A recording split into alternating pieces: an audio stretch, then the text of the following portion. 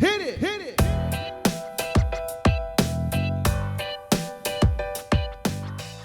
Welcome to Beginner Basics, Slip Stitch and Chain Stitch. Most crochet patterns begin with a slip stitch or a chain stitch, so it's important that you learn how to create a really good slip knot and a chain stitch. I'm going to show you how right here. All right, so you're going to take the tail of your working yarn and you're going to put it in the palm of your left hand. This works for right hands or left hand, doesn't matter. When you have the tail coming up and over the forefinger, you're going to take the working yarn and wrap it around your forefinger and your middle finger. And when you bring it back up, I want it to go to the left side of my original wrap. What I'm doing here on the palm, you'll notice I'm using my thumb to hold my tail in place so that way it doesn't go haywire on me. If I rotate my left hand back around, you'll see that now my original strand is right here in front of my new strand. I'm going to take my hook, I'm going to insert it underneath the first strand, and I'm going to grab the second strand and I'm going to pull it underneath. So I just pulled it and I bring the hook towards me and up. You can absolutely grab it, bring the hook away from you and up. Either one works. For me, I just like to bring it towards me and up. Now if I remove my two fingers, you'll see that I have a really loose kind of knot right here, and I have my tail and my working yarn. If I pull on the loop with my hook, it tightens up that knot. Now to tighten up the hole around my hook, or the loop around my hook, I'm going to grab my tail and my working yarn and I'm going to spread them apart. And what that does is it takes this slip knot, see how it's slipping, fancy that, and it makes it come up real nice and snug to the shaft of the hook. So now I have a nice slip knot that's resting on the shaft of the hook. Here's a little thing that you need to remember no matter what. This original loop on your hook is not considered a stitch. So when you go to do your full stitch count, you do not want to include this one as your stitch. So when it says chain 10, you're going to have 10 chains plus one hook or one chain, not even a chain, one loop on your hook. To create the chains from the slip knot, you're going to have your working yarn in your left hand and create some sort of tension. It doesn't matter how you hold the yarn, whatever creates some sort of tension for you is going to be the best thing ever. If I were to let kind of the yarn just kind of dangle and try and make it work, it's awkward, isn't it? So for me, I like to use my pinky and I wrap it around the working yarn, and then I take my three fingers here and I tuck them underneath. And it works for me. You'll find a way that's comfortable for you. Don't stress too much about how to hold the yarn here at the beginning. Just get the techniques down.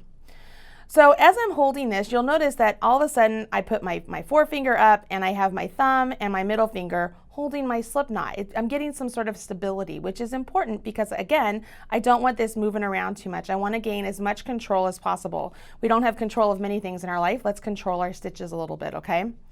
I'm going to take my hook, I'm going to hold it parallel to my strand of yarn, and I'm going to take my hook and go to the left side of the yarn underneath, and I'm going to grab it. Now my ultimate goal here is to take this strand of yarn and pull it through this loop that's on my hook to create a chain. And to do that without this hook part snagging this loop, here's a little thing. If you were to turn your hook like this, you can see that the loop resting on your hook looks kind of like a teardrop. And if you were to turn your hook to where the hook part is towards the bottom of the teardrop and pull that chain through, you won't snag anything. So let's do that one more time. I'm going to the left of my yarn, I'm wrapping around, grabbing it. I'm twisting my hook so that the hook part is towards the bottom of the teardrop, and hopefully you can see how this pulls through. Really easy.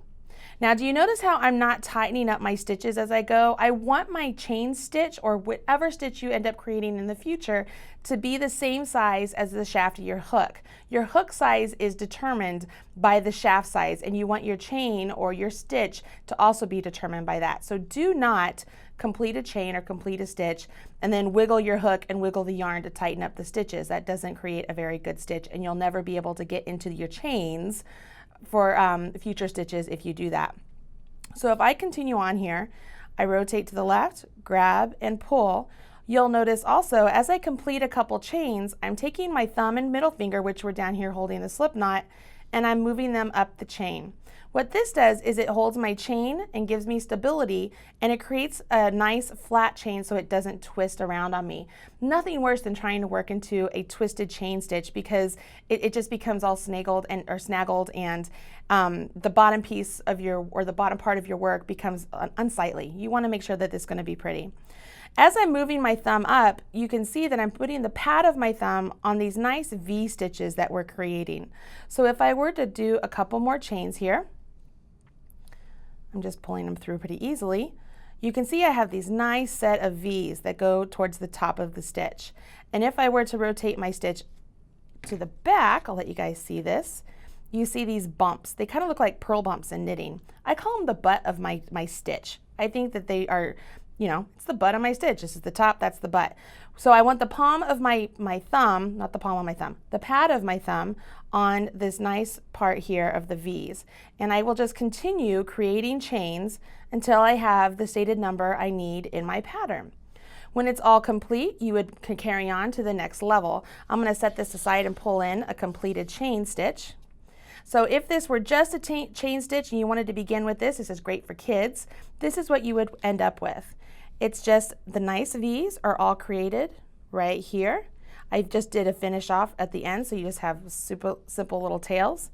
If I were to flip it over, you're going to see the little butts of the stitch, and that's where they look. Now as we move on and create our stitches, whether it's single crochet, double crochet, or whatever it may be, you're going to have to make a decision on how you're going to work into this chain stitch. So stick around here on this channel, Marley Bird, and learn how to do just that.